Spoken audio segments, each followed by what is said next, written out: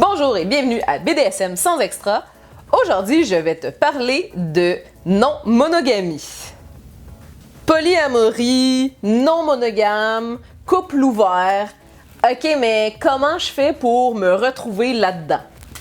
Ben, c'est pour ça que je t'en parle aujourd'hui. Et sache que aujourd'hui, je vais t'en parler parce que je vois souvent des petites affaires passer de gens qui comprennent peut-être pas ou juste parce que ben j'ai de l'expérience là-dedans, fait que je peux t'en parler un peu. Puis dans le BDSM, ça arrive quand même souvent que tu vas tomber sur des gens qui sont non monogames ou couple ouvert ou name it, là, peu importe. Puis ça se peut que ça soit ta première relation ouverte que tu vas vivre.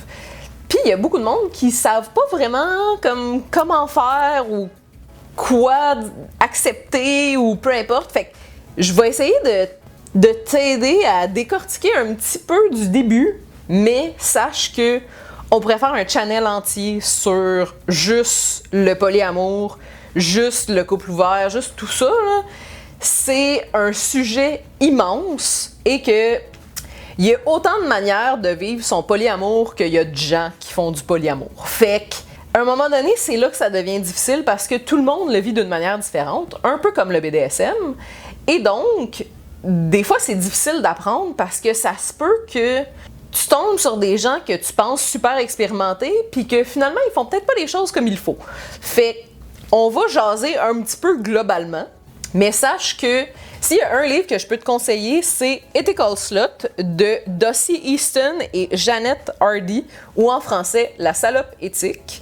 C'est un guide pour les gens qui s'aventurent dans la non-monogamie éthique. C'est vraiment intéressant d'apprendre à comprendre le mindset. T'sais, ça peut vraiment aider à comprendre le mindset de comment faire ça comme il faut. Un deuxième livre que je peux te conseiller, c'est Compersion, Transcender la jalousie dans le polyamour. Fait que ça, c'est les deux livres les plus connus-ish à regarder quand tu veux regarder et lire quand tu veux débuter dans le polyamour. Là, je vais y aller avec un minuscule glossaire sur des choses que tu vas entendre ou voir quand tu vas, mettons, dans des groupes Facebook, peu importe. Donc, polyamour, en fait, c'est quoi? C'est d'avoir plusieurs partenaires amoureux. Donc, on ne parle pas ici d'un couple ouvert, que d'habitude, un couple ouvert, c'est plus, il y a une relation et il ouvre le couple surtout pour de la sexualité. Le polyamour, ça, on parle vraiment de quelqu'un qui a plusieurs relations amoureuses. Un autre terme qu'on voit souvent, c'est triade. Une triade, dans le fond, ça, c'est quand que 3 personnes sont en amour les uns avec les autres. Et c'est comme un couple à 3. Donc, tout le monde s'aime dans le couple, mais il y a 3 personnes, tu sais. Mais le polyamour, ça, c'est différent d'une triade. En fait, une triade, c'est comme une manière de faire du polyamour, mais du polyamour, tu peux avoir, mettons, 2 blondes. Et les 2 blondes peuvent très bien ne jamais se parler, puis ne jamais se voir, puis ils habitent pas ensemble, puis ils se connaissent peut-être même pas, puis c'est correct si tout le monde est au courant, puis que c'est fait dans le respect et la communication. Parce que, tu sais, on a souvent vu ça, du monde qui ont une maîtresse et une vie d'un bord, puis une blonde et une vie d'un autre.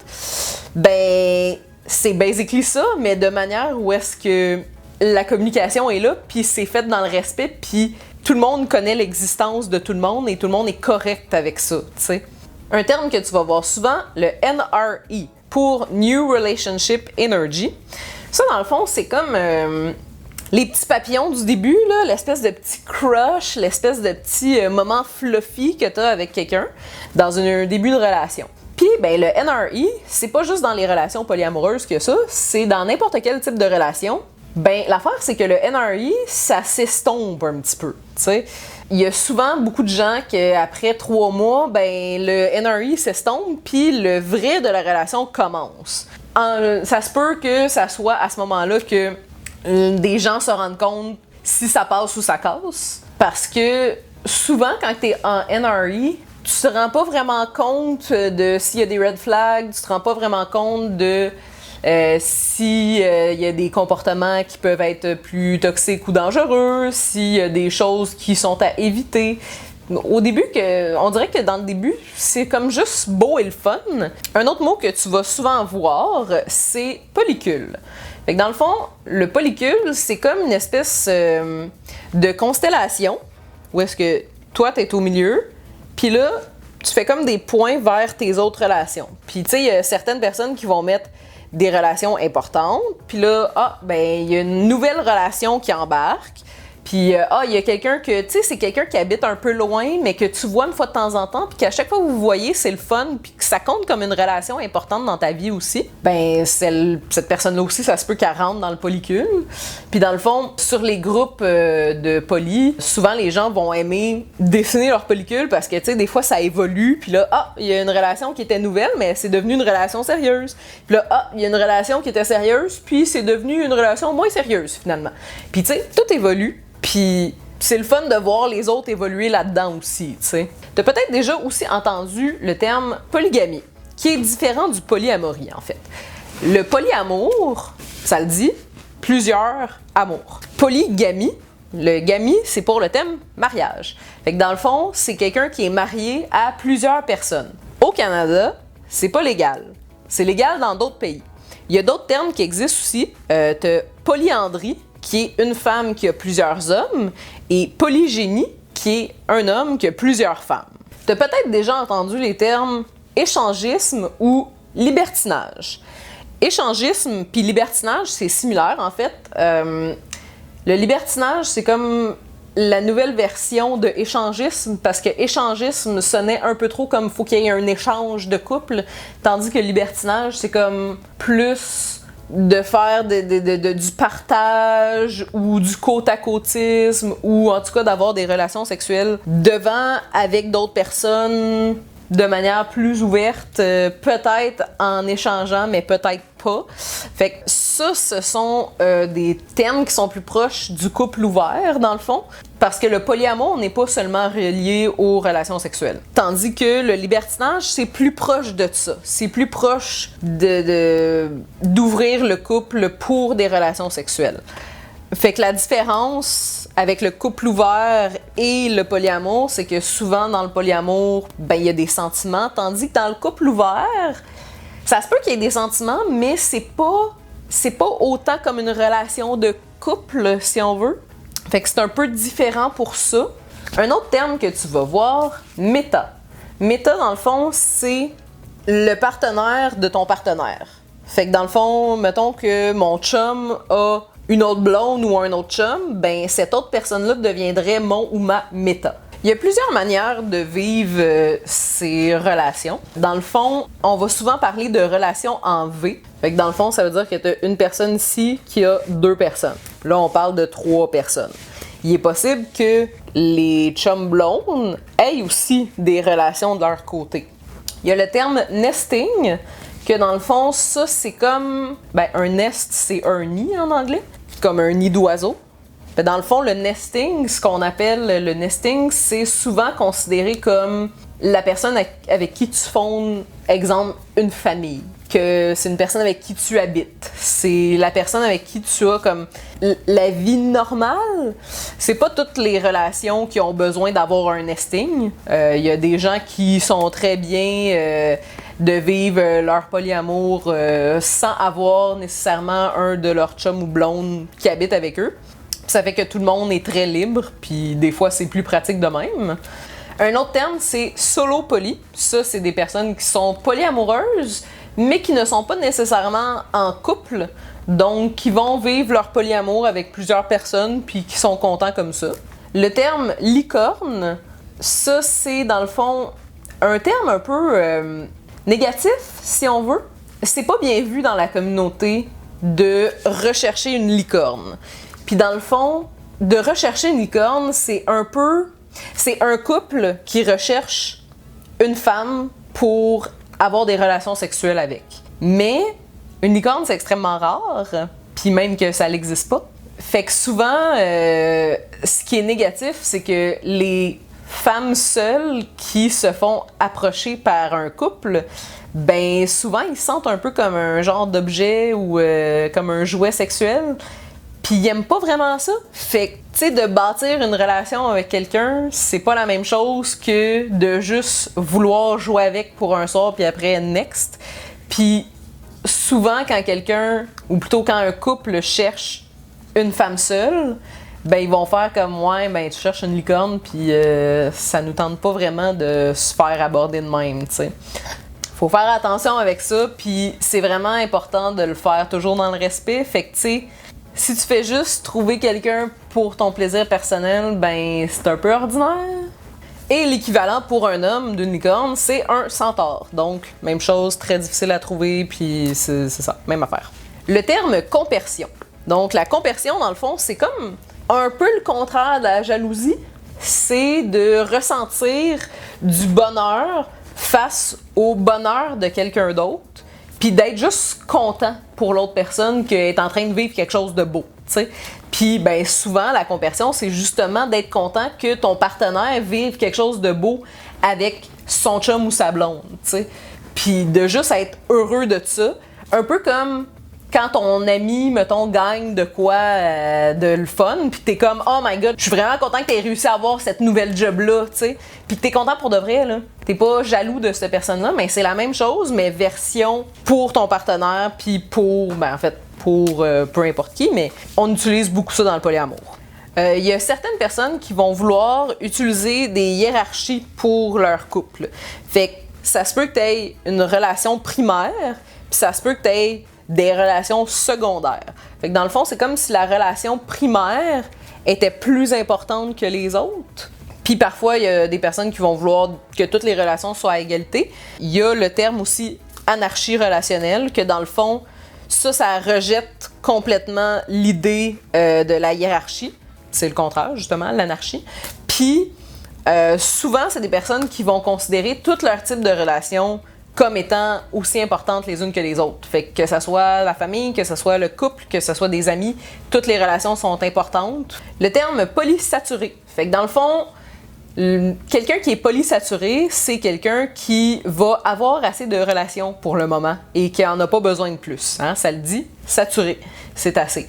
Parce que c'est un peu un mythe de penser que quelqu'un qui est poly va nécessairement juste tout le temps dater, puis tout le temps être ouvert à rencontrer plein de monde, puis à vouloir coucher avec tout le monde, puis c'est pas ça pantoute. Tu sais, il y a quelqu'un qui pourrait avoir très bien, genre, 2 relations, puis c'est assez. Puis que cette personne-là veut pas rencontrer plus de personnes, puis que c'est correct, tu sais. Fait que, mais autant que quelqu'un d'autre pourrait avoir 5 relations et ne pas être saturé. Puis c'est correct aussi, tu sais.